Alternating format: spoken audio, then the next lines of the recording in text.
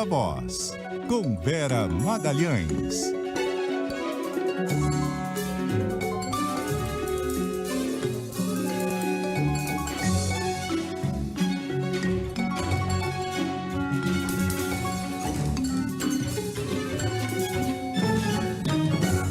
Vera?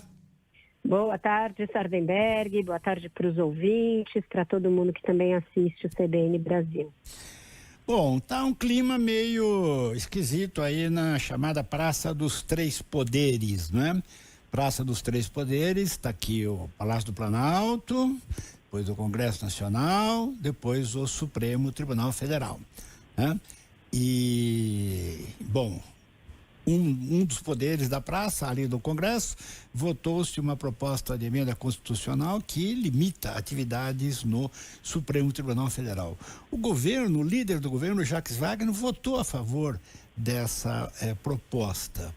E a coisa ficou assim meio... Os bolsonaristas certamente votaram também, mas a questão é que... E o governo, né? E o Congresso? E a liderança lá no Supremo? Ficou um clima aí de uma vizinhança meio abalada mesmo, o Sardenberg. O clima de boa vizinhança na Praça dos Três Poderes não está reinando desde ontem, porque o Supremo Tribunal Federal contava com o apoio do governo nessa contenda com o Senado. Achava que o governo orientaria o voto pela liderança do governo contra a ideia dessa PEC. Aliás, ao longo de todo o tempo em que isso foi discutido, todos os discursos dos principais líderes governistas era contrário à aprovação da PEC, dizendo que realmente significaria o legislativo se imiscuir numa questão interna corporis do Supremo, querer limitar o número de decisões monocráticas e que, portanto, a PEC era inconstitucional. E assim foi conduzida durante toda a tramitação da proposta. E aí, surpreendeu muito o fato do líder do governo no Senado, o senador Jacques Wagner, na hora do encaminhamento em plenário, ter liberado a bancada.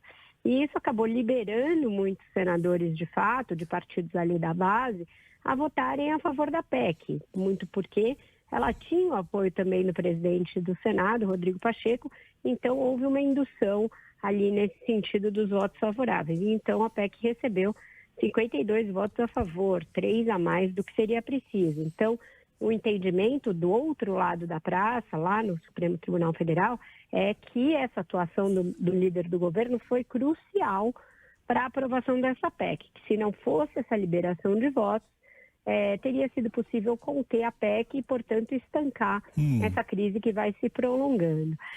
Até agora eu não consegui encontrar uma explicação que realmente dê conta do que levou o Jacques Wagner a fazer isso. A gente sabe que o governo queria ficar o mais neutro possível nessa questão e evitar que essa crise respingasse nele. Mas, nesse caso, liberar voto não significa exatamente ficar neutro. Significa acabar dando uma forcinha para a aprovação da PEC. E, com isso, azedou bastante o clima lá no Supremo. Ontem e hoje eu conversei com alguns ministros e eles estavam ali bastante contrariados com essa decisão, dizendo que o governo deixou o Supremo a pé e sozinho, sendo que o Supremo se expôs muito para garantir a democracia. Essas são as palavras que eu ouvi, que os ministros se expuseram pessoalmente, expuseram a instituição para sair em defesa da democracia, que isso foi crucial, inclusive, de alguma maneira, para a vitória do Lula, porque resguardou as instituições no momento em que elas sofreram ataques, e que na primeira oportunidade o governo deu as costas para o Supremo. Então, um clima bem tenso ali. Tem ministros falando, inclusive, se é assim, se a ideia é cada um por si, então o Supremo também não vai ficar se expondo ao tentar manter a demarcação de terras indígenas, tentar evitar que se coloque ali o marco temporal das terras indígenas. Dizem que foi uma situação... Mas eles reagem assim na bronca, sem olhar o mérito, porque eu ia dizer, ninguém está discutindo o mérito da decisão que, bom, tem toda essa confusão política que você colocou, mas a decisão foi de limitar as decisões monocráticas, que é porque uma boa coisa. No mérito, os ministros acham que a medida é inconstitucional, e estrito senso ela é. Ela significa um poder interferindo em prerrogativa que é do outro, interferindo na independência, inclusive, dos poderes, querendo tutelar o outro. Então, isso, no mérito, vai levar a uma discussão realmente bastante grave, porque se chegar lá, se passar pela Câmara, ainda tem que passar pela Câmara. Se chegar lá no Senado, aliás, no Supremo, eles vão declarar a inconstitucionalidade da PEC por ferir cláusula pétrea. E o conflito aumenta. Oi? E o conflito aumenta. Então, o conflito aumenta.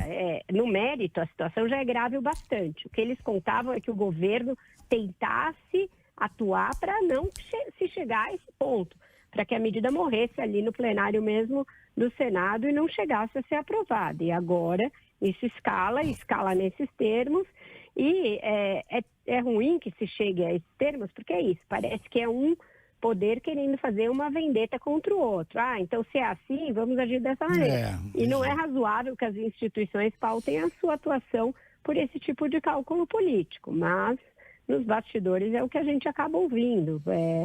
Um jogo ali de um querer se resguardar em relação ao outro, querer dar um troco em relação ao outro por coisas que não gostou, e isso é ruim. Isso nos leva para a iminência do impasse entre os poderes, né? A gente viveu essas situações sob Bolsonaro porque o próprio Bolsonaro ficava atiçando um poder contra o outro e ficava falando mal do outro. Agora não é isso que acontece, mas de alguma maneira segue havendo muito impasse entre esses poderes na medida em que um acha que pode conter o outro na base de medidas que muitas vezes não atentam para aquilo que a Constituição determinou.